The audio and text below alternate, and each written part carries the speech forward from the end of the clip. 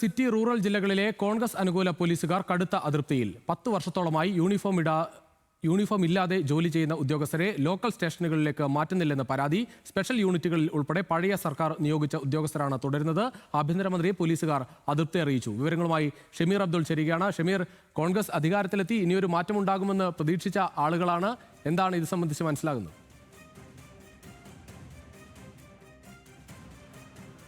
രുചീഷ്, ഒരു ഭരണമാറ്റം ഉണ്ടായ ശേഷവും ആഭ്യന്തര വകുപ്പിൽ കാര്യമായ ഇടപെടലുകൾ ഉണ്ടാകുന്നില്ല എന്നുള്ളൊരു ആക്ഷേപമാണ് പോലീസുകാർക്കുള്ളത്.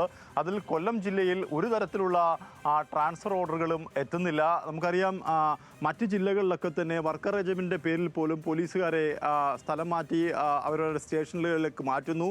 കോൺഗ്രസ് ആയതിൻ്റെ പേരിൽ മാത്രം പീഡനങ്ങൾ അനുഭവിച്ച പോലീസ് ഉദ്യോഗസ്ഥരുണ്ട്, യൂണിഫോം ഇടാത്ത പോലീസ് ഉദ്യോഗസ്ഥരുണ്ട്.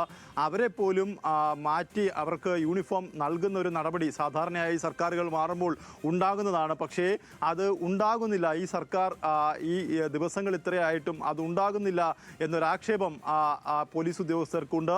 എന്തായാലും ഇതുമായി അസോസിയേഷൻ ഭാരവാഹികൾ ആഭ്യന്തരമന്ത്രിയെ കണ്ടു. ആഭ്യന്തരമന്ത്രി ഇതുമായി ബന്ധപ്പെട്ടുള്ള പരാതി അവർ അറിയിക്കുകയും ചെയ്തു. ഇതിൽ ഏറ്റവും പ്രധാനപ്പെട്ട കാര്യം, റൂറലിൽ മാത്രം ചില ട്രാൻസ്ഫർ ഓർഡറുകൾ വന്നിട്ടുണ്ട്. റൂറൽ ജോലി ചെയ്യുന്ന പല പോലീസ് ഉദ്യോഗസ്ഥരും തിരുവനന്തപുരം സിറ്റിയിലാണ് ഇപ്പോൾ ജോലി ചെയ്യുന്നത്. എന്നാൽ തിരുവനന്തപുരം സിറ്റി പോലീസ് കമ്മീഷണർ റൂറലിലുള്ള പോലീസ് ഉദ്യോഗസ്ഥരെ തിരിച്ച് ട്രാൻസ്ഫർ നൽകിയെങ്കിൽ പോലും അവരവരുടെ ജില്ലകളിലേക്ക് മടക്കി അയക്കുന്നില്ല എന്നൊരു ആക്ഷേപം കൂടി ഇതിനൊപ്പം നിലനിൽക്കുകയാണ്. എന്തായാലും ഈ സർക്കാർ മാറിയിട്ട് പോലും പഴയ ഇടത് സർക്കാർ വെച്ചിരുന്ന പോലീസാണ് ഇപ്പോൾ ജില്ലയിലെ കാര്യങ്ങൾ നിയന്ത്രിക്കുന്നത്.